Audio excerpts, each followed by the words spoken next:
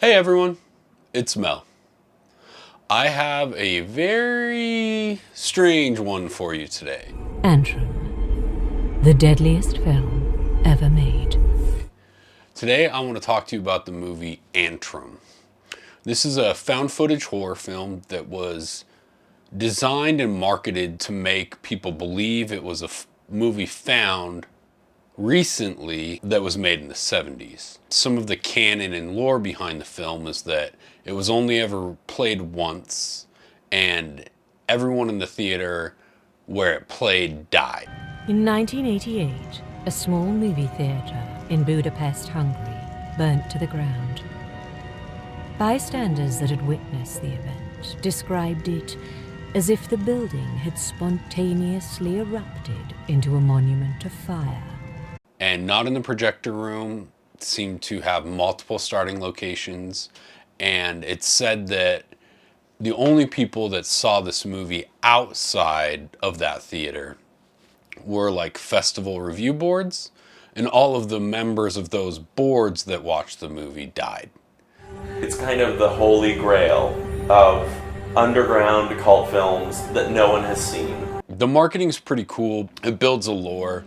It makes you think that maybe this did happen. Hada's, Ringu, Verbinski's, The Ring, Carpenter's TV movie, Cigarette Burns, all about movies that kill people, but Antrum is that movie. It makes you Google a little bit to see what the truth about it is. So it's a smart marketing campaign, but the movie is really bad. And I'm going to show you a bunch of the clips from this movie. This is going to be an extended review, kind of in-depth look into this film, because there's just so much weirdness and absurdity going on. Remember, there's no bringing her back. I know. Just your soul. Bad enough to be good again. And you guys know, if you watch a lot of my content, I love when a movie is so bad that it becomes good again. And I'm not sure if I love this movie, but I'm at least glad that it was that bad, that there's some enjoyability out of it. I mean, I can't with a straight face really even talk about everything that happens in this movie. There's a scene where the younger brother, let me go back. We don't even know why these kids are really here trying to find hell. We know they're trying to find their sister, apparently, who was bad, so she's not in heaven. But like, we don't understand any of that backstory. We don't know why a mother would want to drop her two children off at the gates of hell in these woods to try to find her sister. And she's the one that drops them off. And then she's just gone for the rest of the movie. She's like, F this, I'm out. It's bizarre. And in the start of the film, also, the brother decides, I need to pee. And I don't know if it's the director or the DP, but they decide to show him peeing. Like, they don't show anything pornographic, but they literally show his face, and then his stream, and then his face. It's very bizarre. There's many bizarre things like that in this film.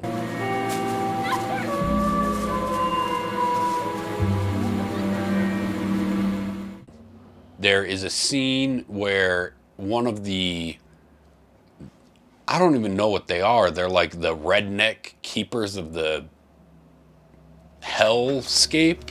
I don't even know. But they cook people alive in a weird torture chamber, like monument thing. And the first time we see them doing this, one of them is fornicating with a dead deer. It's very bizarre. It doesn't really help anything in the film. Both the brother and the sister get shot by these keepers of the hellscape, and they don't get hurt at all. We see them get shot and they fall to the ground, but afterwards they're like locked up in cages, but they're totally fine. They don't have any wounds from these gunshots. The sister is trying to get free out of her cage because the two gentlemen, not gentlemen, Jesus Christ, because the two jack is keepers of the hellscape. They try to cook the brother. Don't touch him!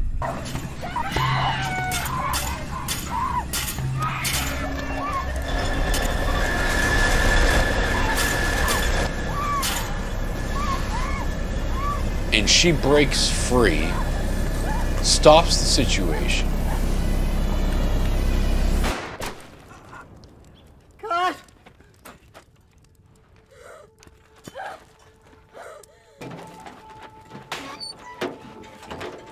And when she pulls her brother out of this, like, living coffin or urn or carapace, he's just covered in soot. He's not hurt, he's fine, and it's just super weird. Let's get ready for bed, Nate. Your feet stink. There's a scene in the tent where he's like, your feet stink. And she's like, you have bad breath. Your breath reeks. Well, you need to wash your feet. So, only if Nathan, you need wash to brush your teeth. I won't brush my teeth until you wash your feet. And then she makes her little brother go out in the middle of the night to the water's edge to brush his teeth. Will Cerberus come after us for coming here? Cerberus is chained to the gates of hell, which are in the 5th layer, so we're safe. Besides, he'd have to smell us coming. So as long as we don't smell foul. And while he's there, he sees like death carrying a woman in a boat. And it doesn't add any context to the film. We don't understand why it's there. Then there's a scene after they meet the helltenders, the redneck pieces of shit. They run away from them and they go to this boat and they try to get away on the boat, and we're watching them in the boat, and then all of a sudden the brother's just gone. We don't show him get taken, and then the sister freaks out. It looks like she falls into the water when she's trying to like dive in and find him. And then she just freaks out for about 2 minutes. And all of a sudden she finds him. I can't get over how bad this writing is. And there's several scenes where they descend into the next layer of hell. And when this happens, the brother just somehow knows. And then we see a book saying, Layer 1, Layer 2, Layer 3. It's like, it's super weird. And it is pretty comical. I was laughing quite a bit throughout the film just because it's so absurd, and you're like, why did they even put this in the movie? Like, what's happening? And the premise is they're digging a hole to hell, but they dig a hole that's not even 6 feet deep and then just kind of give up, and after that, they're still proceeding through the layers of hell.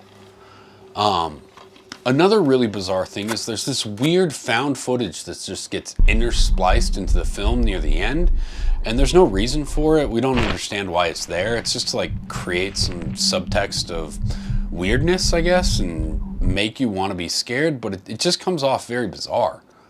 And at the end of the film, I guess I won't talk about all of the end of the film, but it's like implied that something bad happens to one of the siblings, and there's no real resolution for it. There's no real resolution for the movie at all. And I mean, without the viral marketing ploy, I think this movie would be massively hated by everyone that saw it, because it's not a good movie. It's not. It's the only thing they actually do really well is they make it feel like it was filmed in the 70s with and I think that might be why they do some of the things that they do in the movie. There's a scene with a stop motion squirrel that is just hilarious. Like it doesn't make sense at all. I don't know. Like, I'll show you guys these clips so you can understand how absurd this movie is, but watch it if you like terribly bad movies that become funny because they're so bad. Thank you.